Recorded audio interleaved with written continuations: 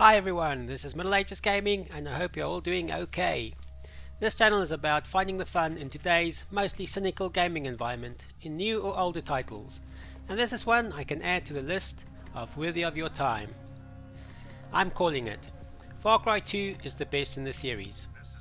The Jackal might not be the most memorable bad guy, but he serves the plot admirably. He remains a mysterious figure in the background throughout, with cassette tapes to be found reminding us of his presence. After a brief opening cutscene of him, he plays no further part in our character's direct conflicts for the duration of the game, until the very end. He pulls strings from behind a veil, and I really like this about him. Be prepared for a bit of tweaking to get the game running smoothly on PC.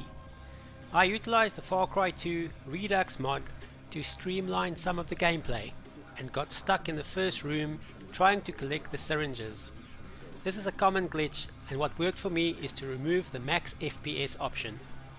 The color saturation and low light will also need some adjusting. Everything is yellow-brown, and it can make spotting enemies difficult.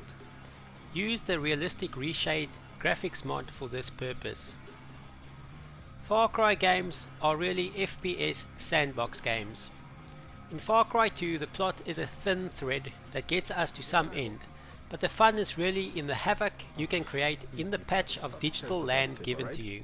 Far Cry 2 is in fact another impressive demo, much like the first Far Cry, which mainly acted to showcase the new Cry engine, and what the future of FPS will be for a long time to come. The enhanced Dunia engine utilized for this game brings reactivity from the environment, and with it some realism.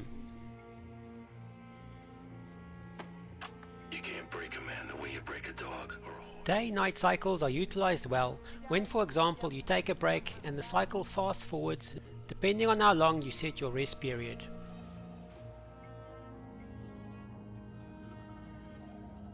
Along with the more realistic take with guns jamming and the bouts of malaria-induced illness. Its physics capabilities are open-ended and dialed up to 10. Moving through foliage is believable, objects respond to the player's action. Shoot at individual branches of trees and they will shatter. There are some good analysis and comparison videos between this game and subsequent games on this aspect, and it remains that Far Cry 2 on most fronts still takes this the furthest. By far the most impressive is the fire propagation. Fire plays a big part in your gameplay as it causes all kinds of unpredictable havoc, and it's great. Visually I rated the best likeness of flames, and it behaves in the same lethal way for either the enemy or yourself. Somehow in the sequels this aspect is less impactful and they suffer for it. Africa as the setting for this civil conflict evokes stereotypical sights and sounds, but it does the job commendably. From the braying of zebras to some laughable scenes of buffalo roaming like domestic cattle without a care for the presence of humans. The wild animals form a part of the backdrop in a satisfying way. Shoot or drive into an antelope and it will crumble to the ground. Listening to the South African mercenaries, some Afrikaans dialogue sprinkled in is a nice touch, and brings some humor if you understand some of it.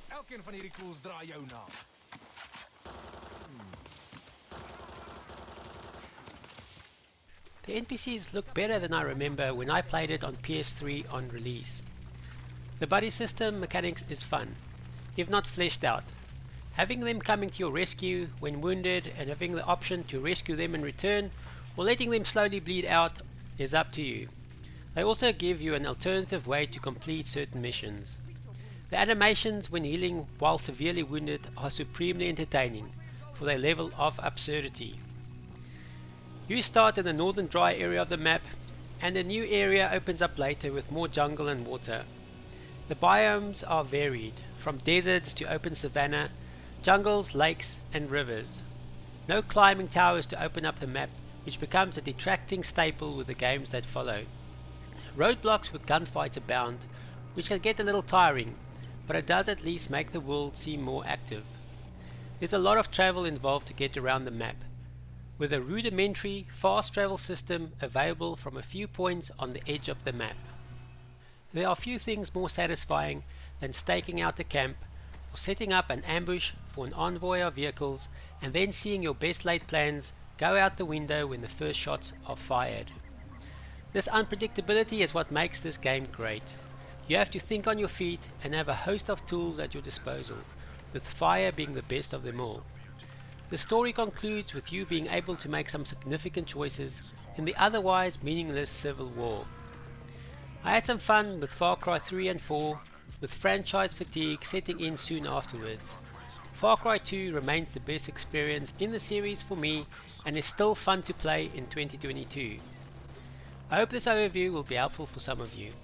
My aim is to find the fun in gaming with the little free time we all have, and hopefully this channel will help you decide which titles might be worthy of your time and give an idea how much time a title might require of you. I try to keep the overview short but with enough substance to help you make decisions. Feel free to share some of your gaming adventures in the comments below for me to explore. Until next time, stay safe and live free. Bloody idiots. Nobody follows the rules anymore.